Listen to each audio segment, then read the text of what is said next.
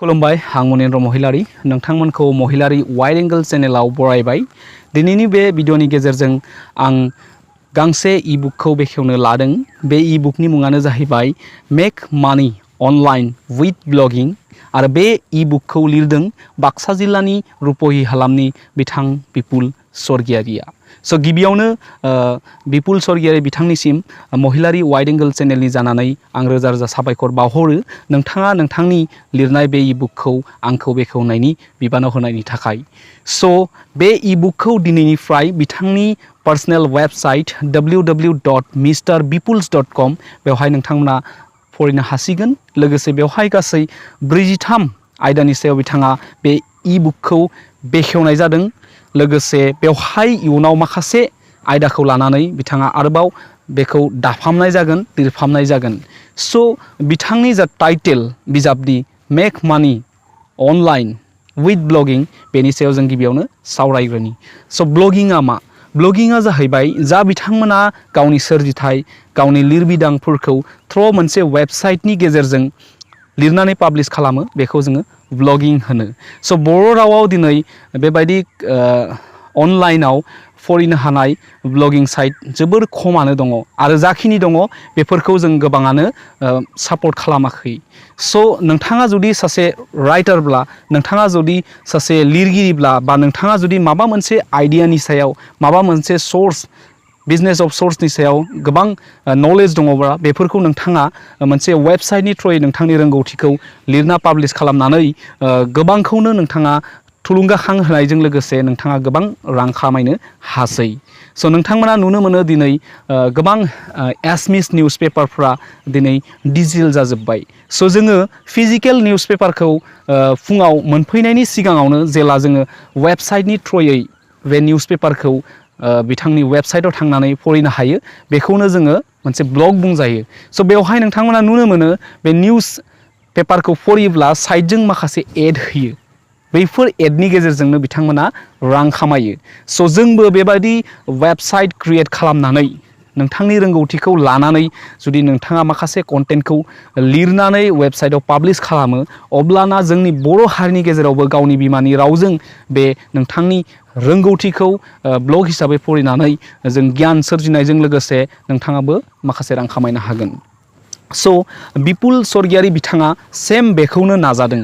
बिथाङा बे ईबुकआव माखासे आइडिया जेरै 43 आयदानि सायाव बिथाङा गावनि रोंगौथिखौ ब्लग हिसाबै लिरदों। लोगोसे प्रेक्टिकेलि बेवहाय नोंथांमोनखौ बुजायनाय जादों जे मा स्टेपाव जों खामानि मावोब्ला लाइफआव साक्सेस जायो। जेरैहाय बिथाङा बिजनेस आइडियानि सायाव ब्लग लिरदों, बिउटि टिप्सनि सायाव लिरदों, लोगोसे आरो बेबायदिनो माखासे थिखानाय बिथांनि बे ईबुकआव नोंथांमोना थाङोब्ला मोननो हागोन।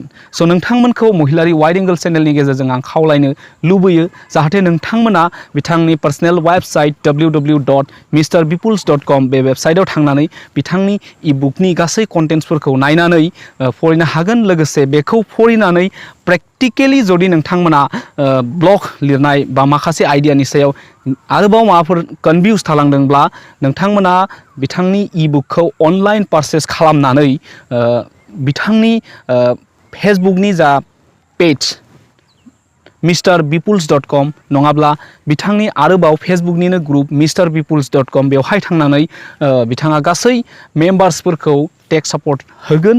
स' नोंथांमोना बिजाबखौ पारचेस खालामखांनायनि उनाव बिथांनि साफा साफा मेम्बार्स जागोन। स' बेवहाय नोंथांमोना प्रेक्टिकेलि जुदि वेबसाइट डिजाइन खालामनो लुगैदोंब्ला बा नोंथाङा नोंथांनि कन्टेन्टखौ जुदि वेबसाइटनि गेजेरजों एज ए ब्लग हिसाबै पाब्लिश खालामनो गोनांब्ला मा मा गोनांथि जायो, जों मारै खालामो बेनि गासै गियानखौ प्रेक्टिकेलि बिथाङा बै ग्रुप बा फेसबुक पेजनि थ्रुयै आइडियाखौ होगोन। लोगोसे बे ईबुकआव जेसेबां हायो बिथाङा मोजाङैनो लिरनानै दोनदों।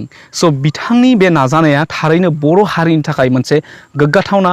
मानो होनोब्ला जों बर' हारिनि गेजेराव माखासे गोरों सुबुं दंसै, गोजौ सोलोंथाइ लानाय, नाथाय बेफोर मोनफा मोनफा स्टेपखौ खालामनानै गुबुननोबो जाहाथे रोंनायनि सुबिदा लोगोसे खामायनायनि सुबिदाखौ होनांगौ बेयो नैबे समाव थारैनो गोनांथि। मानो होनब्ला जोंनि बर' रावा इन्डियानि 90थि फारिलाइयाव सोसनजानाय मोनसे राव, लोगोसे बियो आसामनिबो सेकेन्ड अफिसियेल लेंगुवेज हिसाबै गनायथि मोनजानाय मोनसे राव। स' नोंथांमोना बेबादिनो माखासे बिथिङाव जुदि मोनसे वेबसाइट डिजाइन खालामनानै नोंथांमोननि रोंगौथिखौ पाब्लिश खालामनानै बर' सुबुंफोरनो गियान होनायजों लोगोसे नोंथाङा जुदि रां खामायनो हायोब्ला बे थारैनो गोग्गाथाव।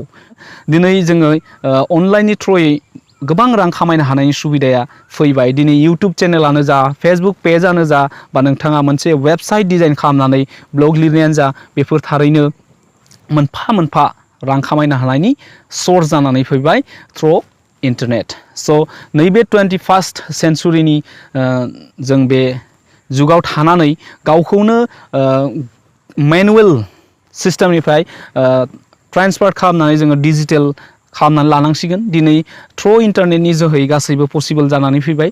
थ' जोंबो गावबा गावनि बिजाब सोरजिथायखौ as a digitally as a website design खालामनानै जुदि पाब्लिश खालामनो हायोब्ला जों मबाइल एप्लिकेसननि थ्रुयैबो बेफोरखौ न'आव थानानैनो न'आव जिरायनानै फरायनो हानायनि सुबिदाखौ मोनसिगोन। स' दिनैनि बे भिडिअनि गेजेरजों आं बिपुल स्वरगियारि बिथांनि लिरजानाय इ-बुक बेखौ बेखेवनाय जाबाय। लोगोसे नोंथांमोना थिखानाय वेबसाइटआव थांनानै बे गासै इ-बुकनि कन्टेन्ट चेप्टारफोरखौ नायनानै लानो खावलायबाय।